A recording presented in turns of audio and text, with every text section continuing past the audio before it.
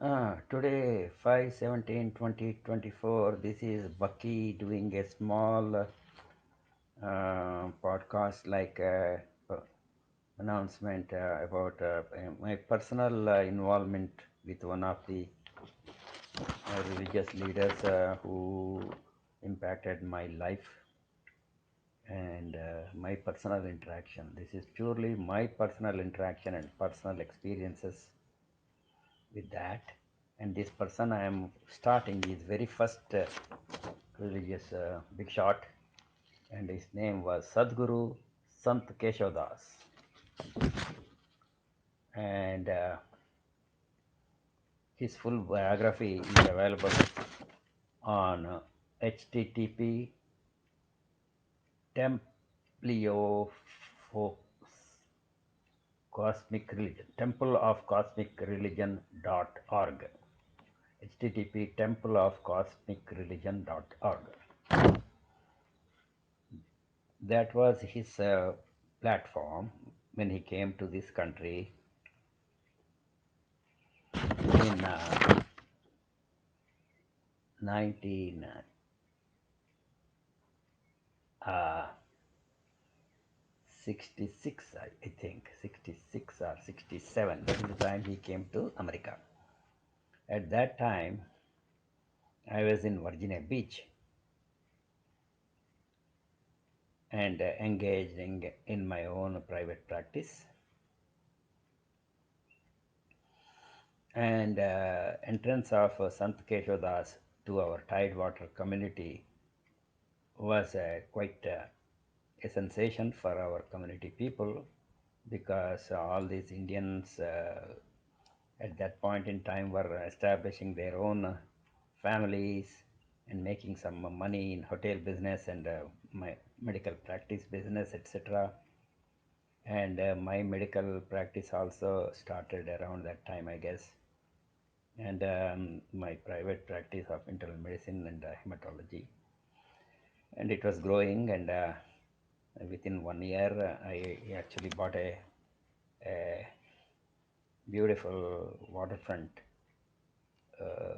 property, which was already a house, which was on a foreclosure, and I bought that on an auction. That's a different story. But that house was a center point for everybody to have entertainment, because backyard was beautiful. There was a view of the Chesapeake Bay Bridge, and there was the Elizabeth River. There was a ramp, so people could take the boats in and out. At that point, I didn't have a boat, but later on, I got a boat. So with that in mind, Sant Keshavadas entered to the Tidewater area because he was already got the name Sant. I don't know who gave him this name, but he was known as Sant Keshavadas. I didn't know who the heck he was in the beginning, but later I found out that he is also from my backyard of Karnataka, state of South Canara district, and he turned out to be a Konkani. As I mentioned before, there are three classes there. One is called Brahmin class, second is Konkani class, other one is Shetty class. There is a triangular interaction between these three class people for superiority. And as usual, Brahmins there at that time thought they are the most superior, because they are Brahmins, and I was one of them. Anyway, with that in mind, Santa Keshavadas is Konkani, and there are two types of Konkanis at that time, I was told. With my childhood, I learned there is one meat eating or fish eating and egg eating Konkanis, and the others one is called non meat eating Konkanis. And there also the non meat eating Konkanis were also wore sacred thread, and maybe both of them wore sacred threads, I don't know. But the non-meat eating Konkanis felt they are a little bit superior to the meat eating Konkanis. Anyway, this Bhadragiri um, Keshavadas, Bhadragiri Sant Keshavadas, as he was called, he was born in a town called Bhadragiri, and he went to a college called Mahatma Gandhi Memorial College in 1956. and probably I was 2 years, and he finished his BA in 56. I think same college I went. That is the commonality I'm talking. Same college I went at 1958 or something to do my pre-professional, pre-university exam, which was a requisite to get into medical or any other profession. So the same, we share the same college in undergrad that just found out from this his biography. So this Sant Keshavadas, when he came to Tidewater, he was greeted and sponsored and supported by two American people.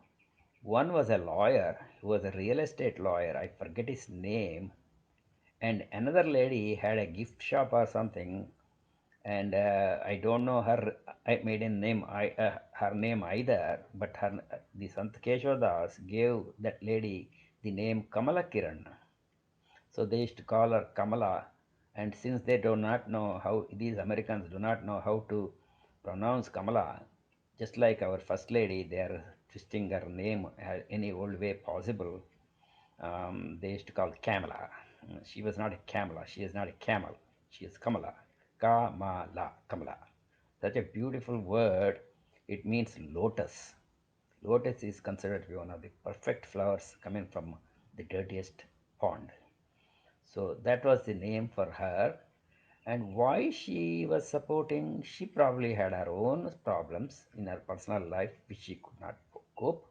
And I think she had a son or somebody who had Down syndrome or something, I do not recall. But she had a beautiful gift shop, and where she used to sell Indian incense and all those things, and the Sant Keshavadas books and everything. And she was always there whenever Sant Keshavadas came to our area to give discourses. And what was the venue? We had a thing called Old Dominion University, where a lot of our Indian friends are all professors and tenured professors and all. And they have a big lecture hall which was available for free for people, for the university faculty. So that was one of the venues, and there was this other lawyer fellow who supported him also. Also had many venues where he could sponsor and arrange Sant Keshavadas's discourses. And his Ishtadevata, Sant Keshavadas Ishtadevata was Panduranga. Konkani is for some reason like Panduranga in our Udupi area more than Krishna. So his devotional songs were all in Marathi and Hindi and Kannada, and he was a harmonium master. He was master of harmonium, and his second son was doing the tabla, not the first son. Second son was a young boy, maybe 13-year-old at that time, and he was the tabla man. And of course, his wife was there. Her name was Rama, and people used to call her Rama Mata. By that time, she became Rama Meta. Rama Meta, they used to say. But Rama Mata. Mata means mother. So Rama Mata was there. This one, and I think they were either stationed in Richmond or Tidewater area. Whatever, I don't remember. But he became very popular as soon as he entered America in 1966 or 1967. And as I attended that time, as I attended some of his meetings, people naturally introduced me to him that I'm one of they already glorified me, saying that I'm a great doctor, an Indian doctor, and a successful practitioner or something like that. So, so, so right away he started to talk to me in Kannada language because I don't know Konkani, and I might have given him given the on the pot $5 or $10, something like that, after the discourse, and that there is a donation box or something. That's all I gave, and I was an observer and a curious guy to see everything. And at that point, I did not see anything funny about this Sant Keshavadas, and that year passed 1967. I think 1968 came, and that time 1 year later again Santa Keshav appears to America. I think he was touring all over the country and world, and he had commitments in Bangalore also. There was a temple there. He was building there another center, trying to raise funds there. So next 1968, I think he came back to America again.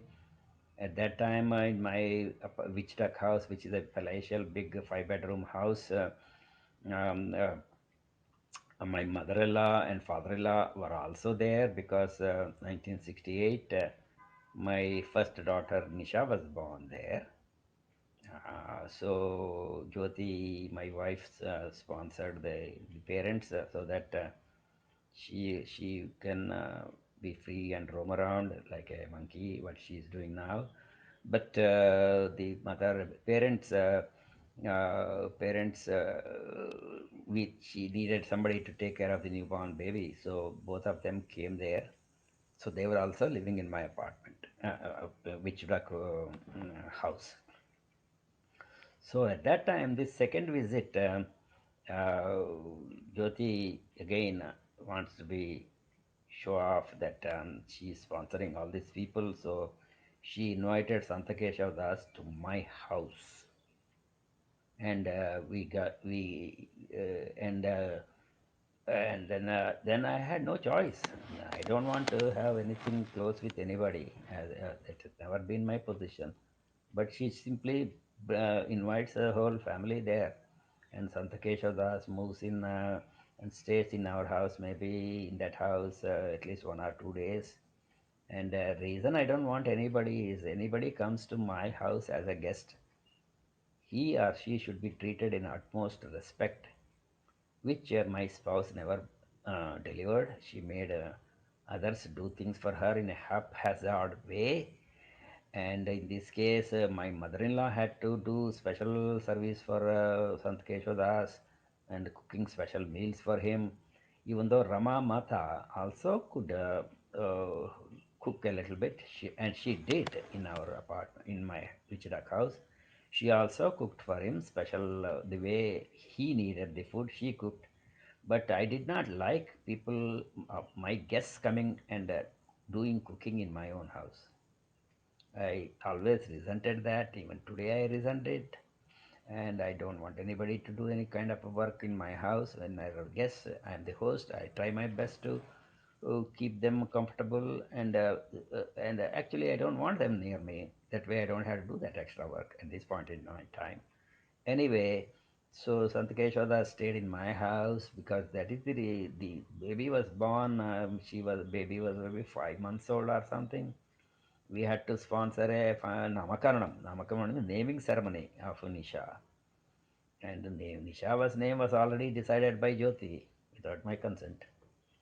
And she just put Nisha Rao, no Gadhad there. That also not consulted with me. So said and done, we had to do an official Namakaranam or a naming ceremony. So I felt the Sant Keshav is the appropriate person to name my daughter.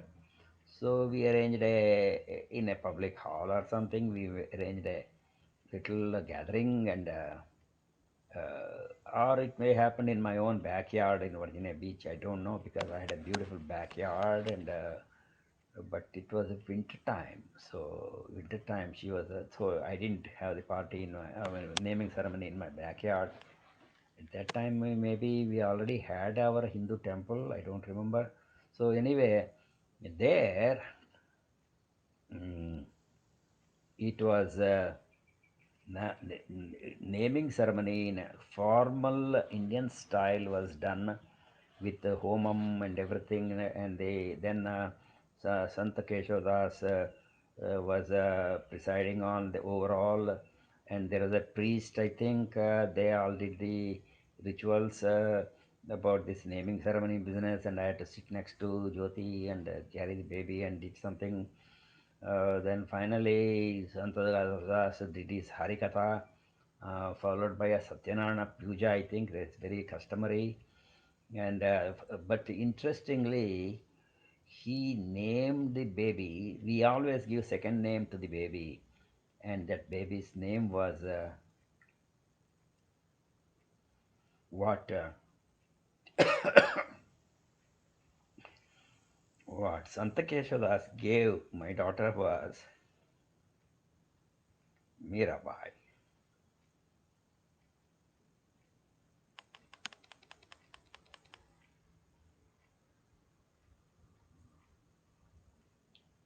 Mirabai. Why Mirabai?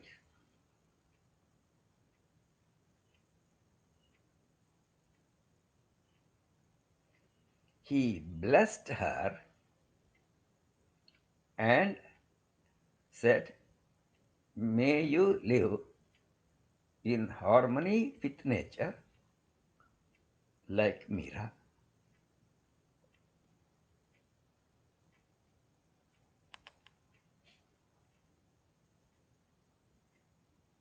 Mira was the closest devotee of Panduranga,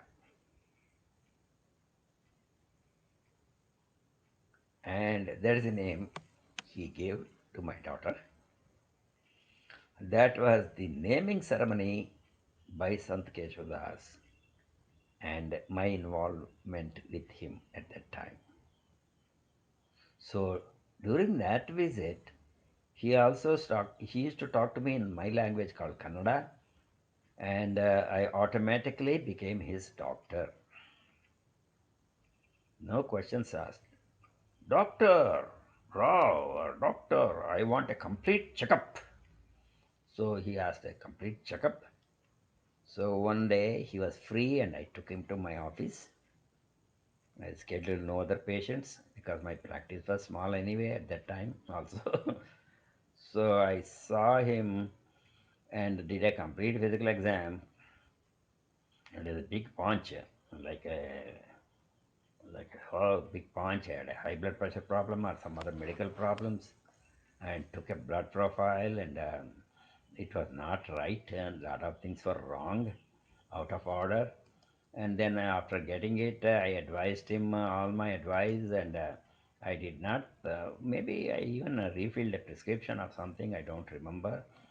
And of course, I did not maintain a chart for him, but a private chart, not a open chart, because once you open a chart and he becomes officially my patient, and then we have to do all kinds of billing and all legally for, and it cannot discriminate because he's a Sant Keshavadas, he's a professional courtesy. I can't do that.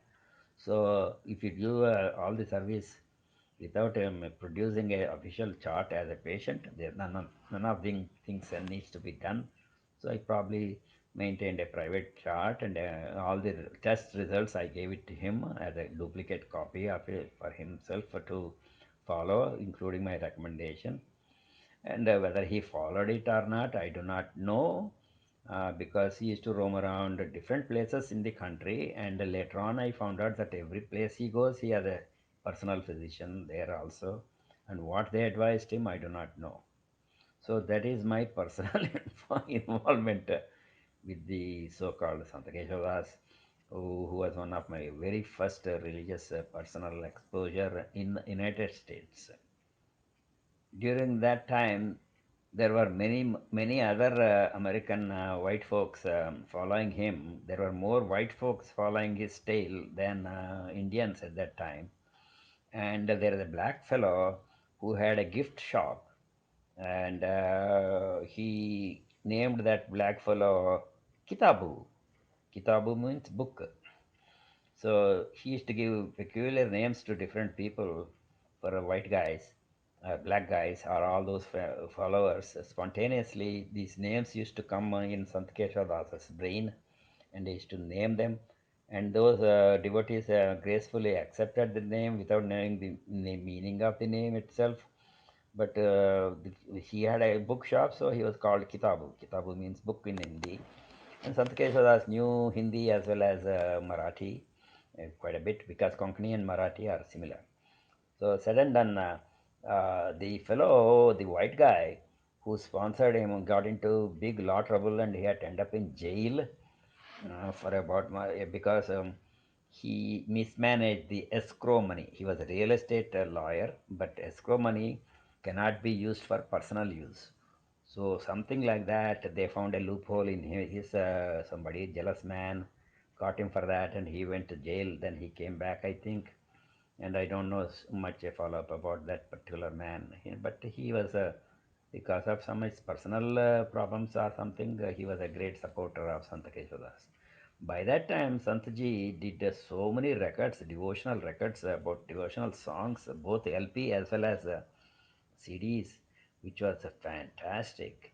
When he gives a discourse, I used to sit in a corner back and close my eyes, and his devotion just used to elevate me to a higher level of realization with that eyes closed. That kind of a, intensity Sant Keshadas, Bhadragiri Sant Keshadas used to perform his Harikathas.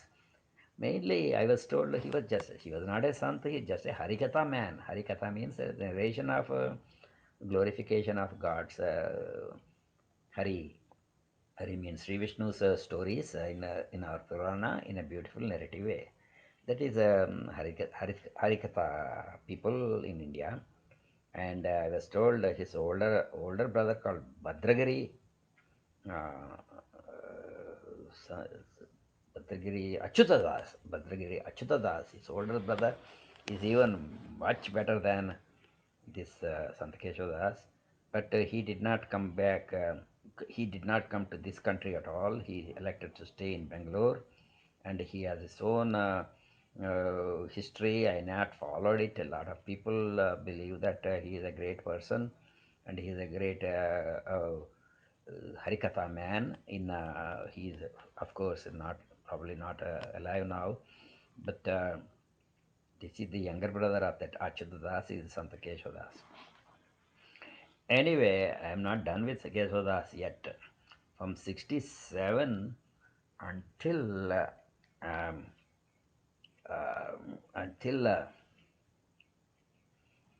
until 1979, he used to come to America off and on, and also other places in the world.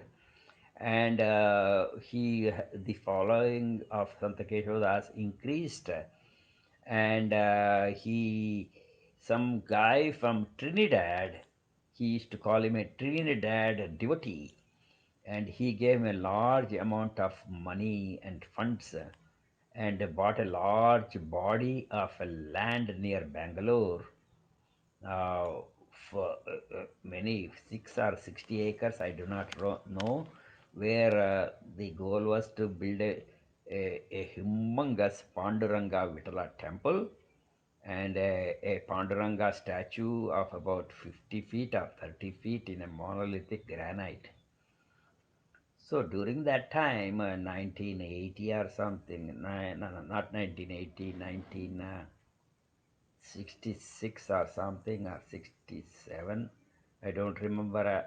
I used to go to Bangalore every year and spend about 4 weeks of my time in my own house in Bangalore, to spend time with quality time with my parents, because that's the only chance for my older brother to get a break from them. My older brother Sridhar and sister-in-law.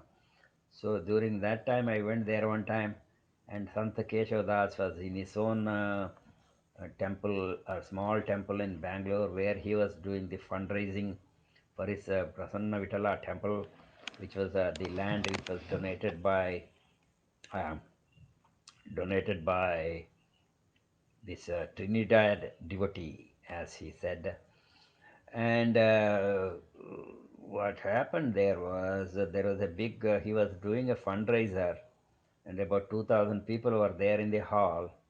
And I was told I wanted to, he was doing a poor guy. He was only, he himself was drum, he was everything. He was advertising for his own fundraising. There was no chela to announce, give money, give money. So he has to do that, and he has to campaign for money also. And he was trying to get a sponsors. Anybody who gave 1001 rupee, I think their name will be carved in that big temple as a donor. And people, he was encouraging people to give 1001 rupees, 1001 US rupees or 10,001 US rupees. The one is important. For some reason, he had to add one. So he was doing this harikatha and asking people to give money, give money, give money. And they had to raise their hand that they are sponsoring 1001 rupee or 10,000 rupees or something like that. So I was watching the fun, and I was in the really, really in the back, super in the back. But somehow he spotted me. Sant Keshavadas spotted me, and he started to announce repeatedly, American devotee Bhaskar Rao is here. American devotee Bhaskar Rao is here.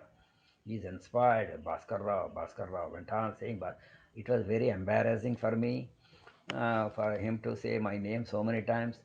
And then he is going to sponsor, he is going to give donation, and Bhaskar Rao, stand up. So I had to stand up, and I had no intention to give any donation or make a show. But he made me stand up in the back, and everybody turned and looked at me and say, Bhaskar Rao pledged to 10,001 or something, and I had to raise my hand to acknowledge it, and I did pay, I guess. Of course, I paid when I acknowledged. I have to pay. So probably that money went to that fund. But after that, I don't know. Rest of the people might have pledged money. But as we speak today, there is a center there, and from his biography, Rama Mata, or his wife is holding it, according to this biography in Google. So that was the starting point. But later on, the litigation came, and that a foreigner cannot buy a land in Bangalore, so it's illegal, and they wanted to seize away that land, the where the current temple is there, from the place of Sant Keshavadas' control, something like that. These are all political and issues. I do not remember, but I did visit that particular land when the temple and the Panduranga Vitala was not, a statue was not complete. I did visit that place. It was a very gorgeous place. Actually, I visited there to take a leak in the latrine there. That's why I was passing by, and I went there and saw the place, and that's about it. And now today they say it's a tourist attraction. It's a beautiful place. People go there just to visit, and they have a lot of satsang and everything is going on, a lot of activities. I don't know who is running it. So that was the case. Then then again, Sant Keshavadas, Namakaranam of my daughter happened, and then many years later, he came back to this country again, and I think in 1996, I think that is the time Nisha got married. My daughter married to my married in Arshavidya Gurukulam, under the sponsorship of that Swami, what is his name? Pujya Swami Dayananda Saraswati. I use the word Pujya Swami, means Puja in Kannada means zero, absolute zero. Pujya Swami means zero Swami. That is a story coming up later on. But she got married. My daughter got married in Arshavidya Gurukulam, Salisbury, Pennsylvania. But my local friends, all of them could not go there. So they all demanded, Jyoti, that we should have another function in Virginia Beach. And I had no choice, because whatever my wife says, she doesn't consult with me, she just does it. And she arranged another poolside party in my backyard. And prior to that poolside party, which I did not even care to do it, but I decided at least I will sponsor a Satyanarayana Puja for the newly wed couple in the Hindu temple of Hampton Road, for which I was one of the founding members. So even to get a get a platform there to use it, I had to get a permission from the managing people of that. And those people, there's one arrogant Gujarati guy who's a temple priest there. He gave me tough time even to give me that platform for that night for doing that Satyanarayana Puja. There's a story coming out later on, but we needed that platform, the hall where my friends used to come and participate in the so-called Satyanarayana Puja and Katha. And Sant Keshavadas, of course, he agreed. He was not staying in my house, but somewhere else. But he agreed.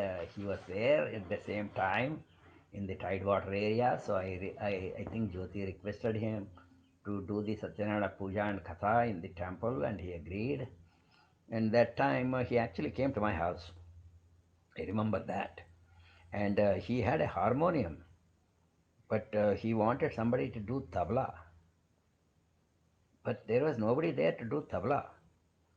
So my son Nicky was there at that time. He was a young boy.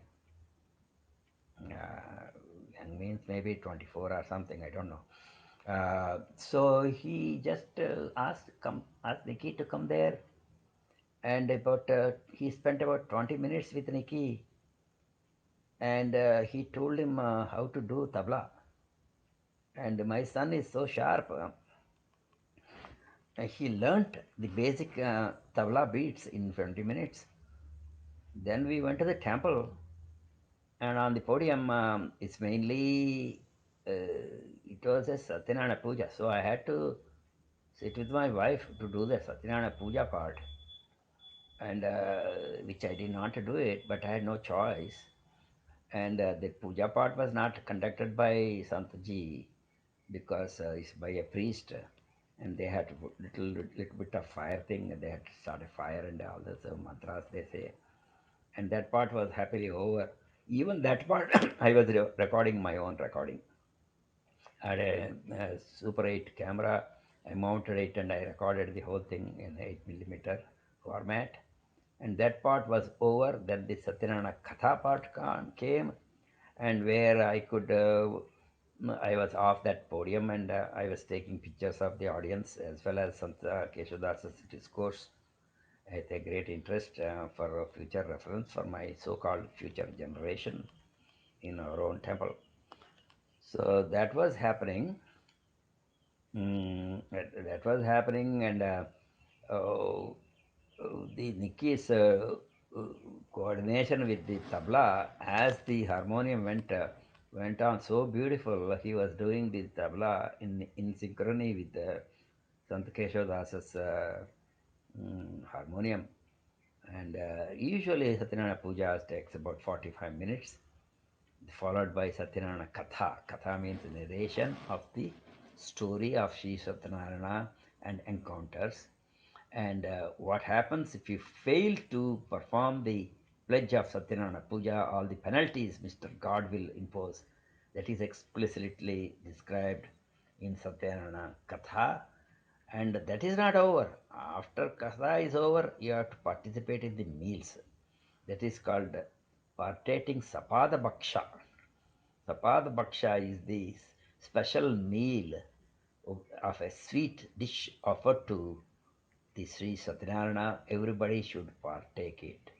If we neglect to partake that Sapada Bhaksha as offered by the priest, again God will punish you. That type of some kind of a myth is there, and you will not get the complete phala. Phala means the fruit of the Satyanarayana puja and participation, both for the performer as well as for the participants.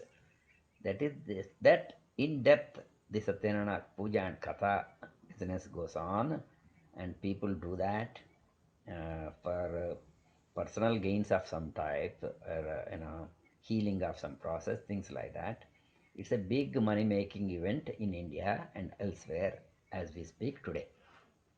So anyway, the katha was over, and then the meals, dinner has to be served, and again Before the dinner, everybody has to take the sapada bhaksha. They will come with a little spoon and give it a small amount of things for everybody. They partake it. Then go to the main dining hall where they do um, what's called dinner, the lunch or dinner, the main meal, which has a, again protocol, has with a has to be served on a banana leaf, and there are so many items has to be done, and people used to sit on the ground floor used to do it. Nowadays, it's all fashionable to sit on a table. So that also we had a large dining room where the previous night I went there and they will not let me go to the temple after midnight. The priest was trying to chew me out and said, "Get out! You are not allowed to stay," because I had to get a cook from out of town to make food for the next day. And even if I was the founder of this temple and a board member or something, at that I was not a board member, but still, they will not. The priest arrogantly said, "Get out after midnight. Nobody can stay in the temple." But I had to cook there. We had to cook for next morning. After the 9 o'clock thing, we had to feed people. Where will you feed? We had to cook everything right there, fresh, for the puja and meals. So I got so angry. I said, "Get the hell out of here!" I yelled at the priest, "You do whatever you want. I'm not leaving." So I stayed there, and the cook came from out of town, and she was making a nice food. The it's called Bishibele Hulianna. I remember Bishibele Bhat they made that day, and the curd rice and several sweets. They all made it fresh that night. And interestingly, even the decoration of that hall I had to do myself with the little banners and lights and all those things. The dining hall, I had to do the decoration. I went to Walmart and got all the decorative items, and I bought a ladder to stand on, and I fixed that one all night. I mean, up to 1 a.m. Or something. Meanwhile, the cook was cooking there in the kitchen, and with that all, but this remarkable thing happened there.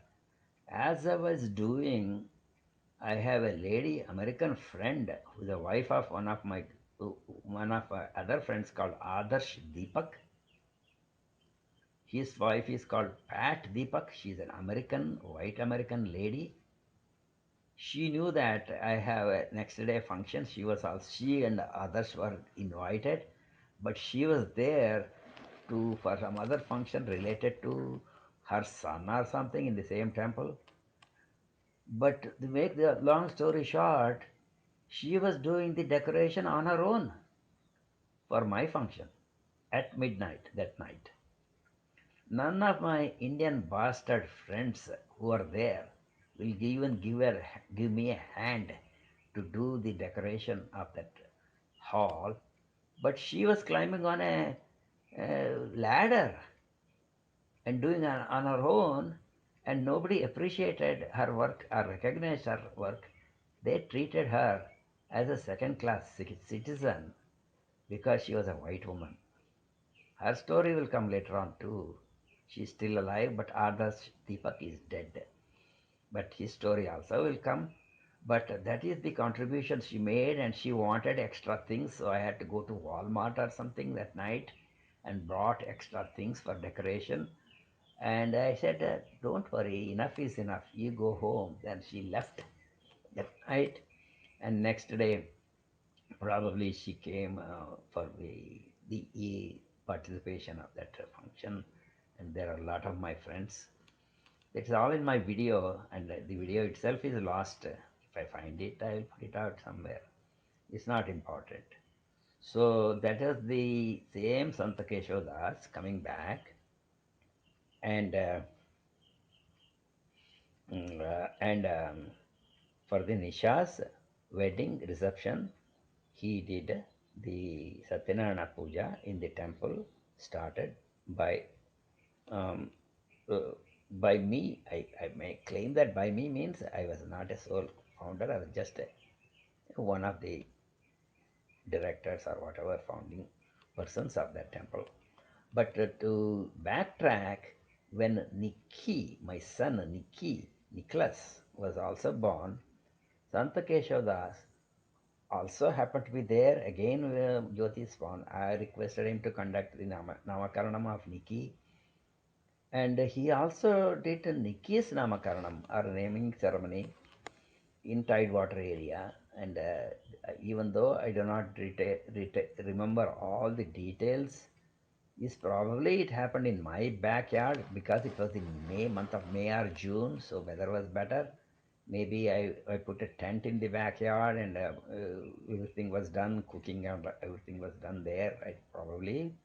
But the naming ceremony was also beautiful that time, and my parents-in-laws were also there, and we all had a good time. I have a video of that again. I don't know where it is, but why Nikki? He named Nikki as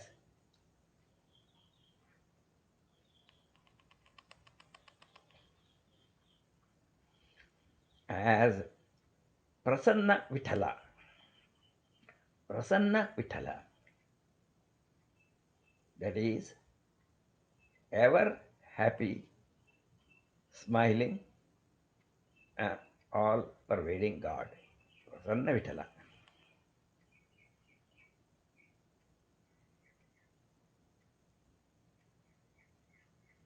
That is the name given to my son by Sant Keshavadas.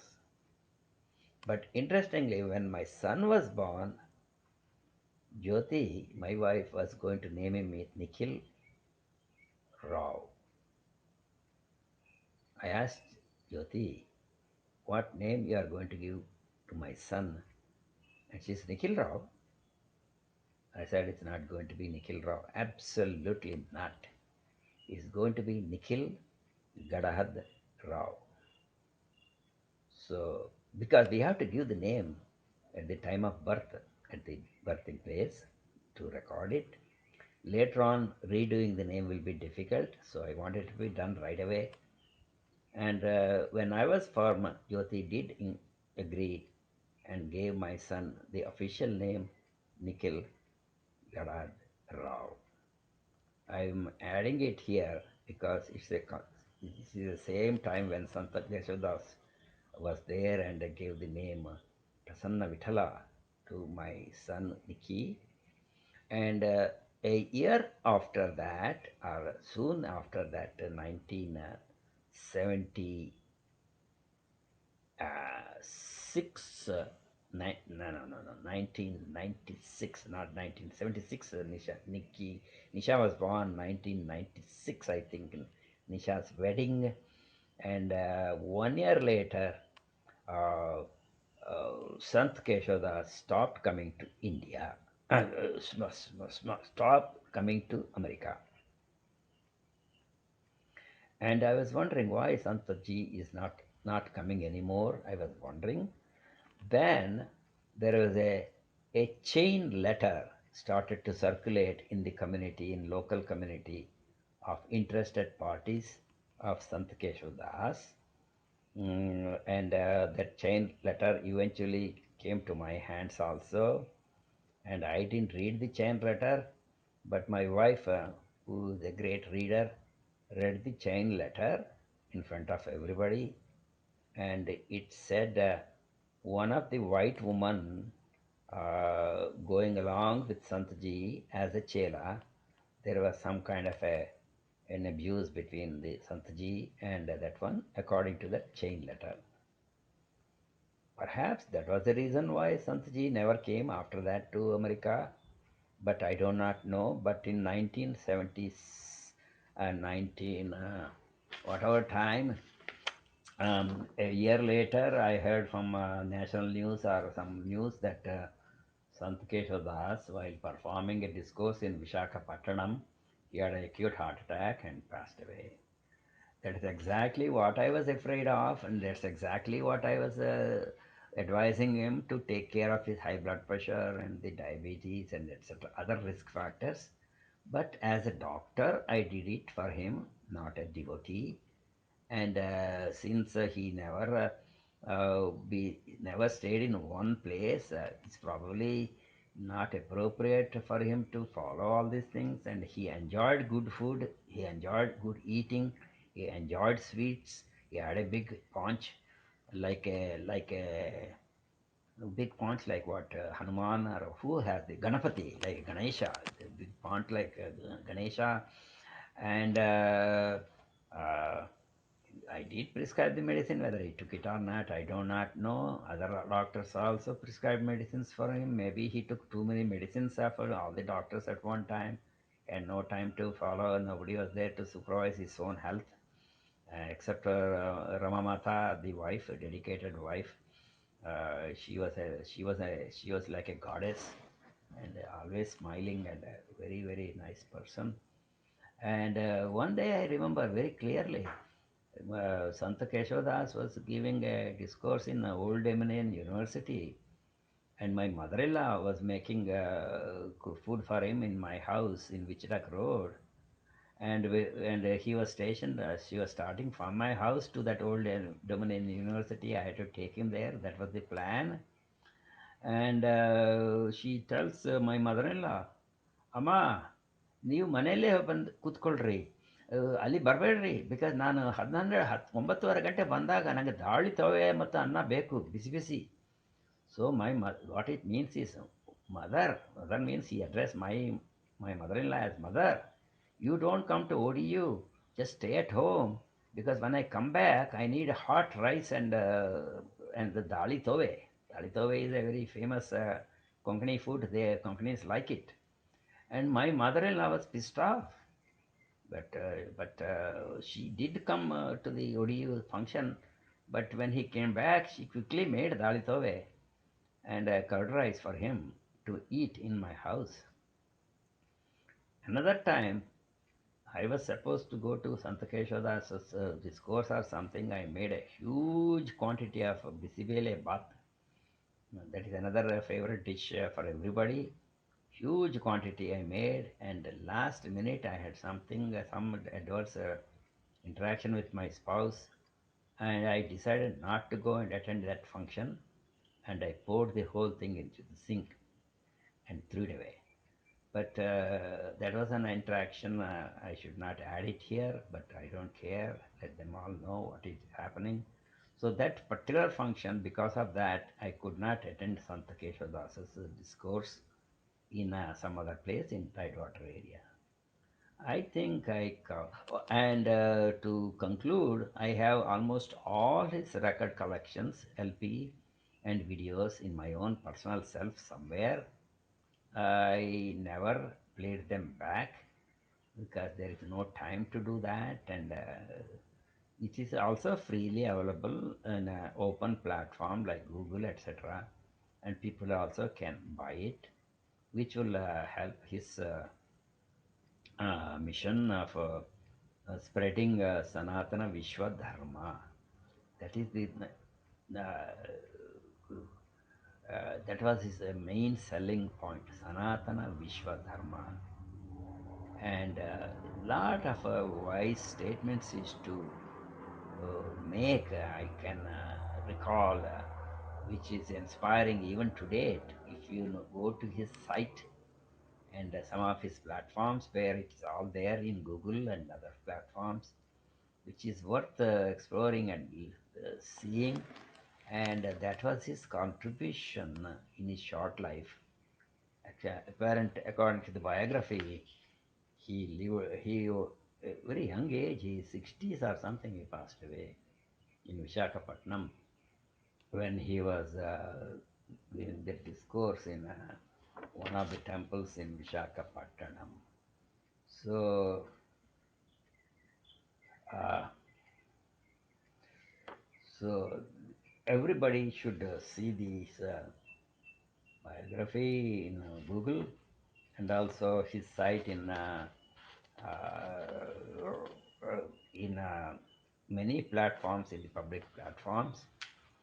And if I have offended anybody by using some bad words in my podcast, I apologize. It's not meant for offending anybody. That is how my thoughts flow, and that's what I deliver. and whatever consequences and price I have to pay, that is my business, and so be it. I will end it here. I also want to make some corrections as addendum for my uh, memories about Sant, Sant Keshavadas and his encounters with personal encounters with me over the course of years. Actually, Nisha's wedding was, I think, 2006. She was around 30-year-old. So um, after 2006, 2007 or 8, he stopped coming. That is correct. And Satyanarayana Puja was done in the Hindu temple of Hampton Roads was not by me. Actually, the customary that newlyweds do the first ritual of any kind is a Satyanarayana Puja according to our regional trend at that time. And accordingly, Anup and Nisha in the temple did the puja, followed by Harikatha narration, singing and devotional songs, followed by the narration of the Katha by Sant Keshavadas in the Hindu temple of Hampton Roads.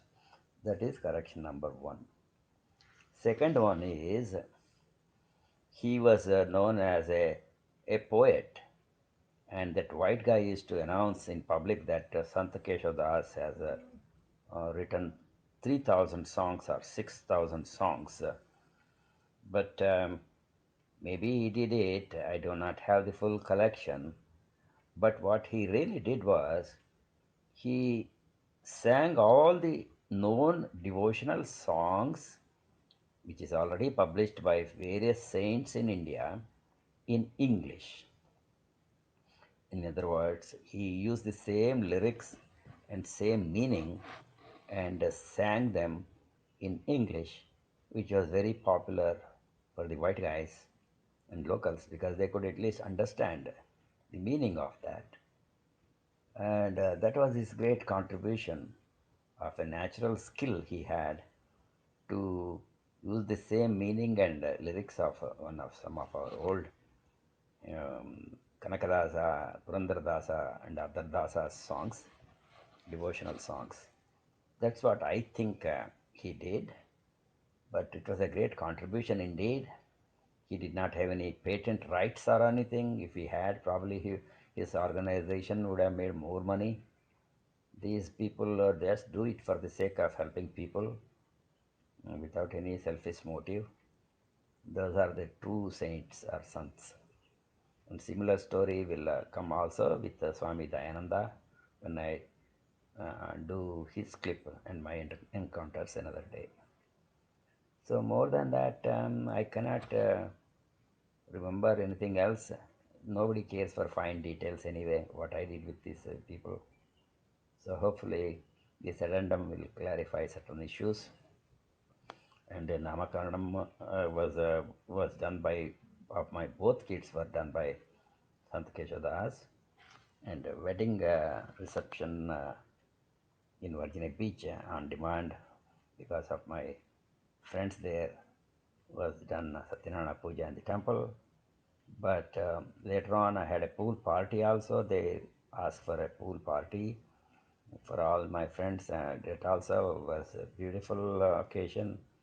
But that does not come in Santaji's story. It will come in another story in a beautiful way. I will try to present it for the public, not to show off what I did, but there is a lesson there also to learn for some people. So I will end it here as an addendum to Sant Keshavadas's and encounters of Talk B with Sant Ji, Sant Keshavadas, Bhadragiri Sant Keshavadas.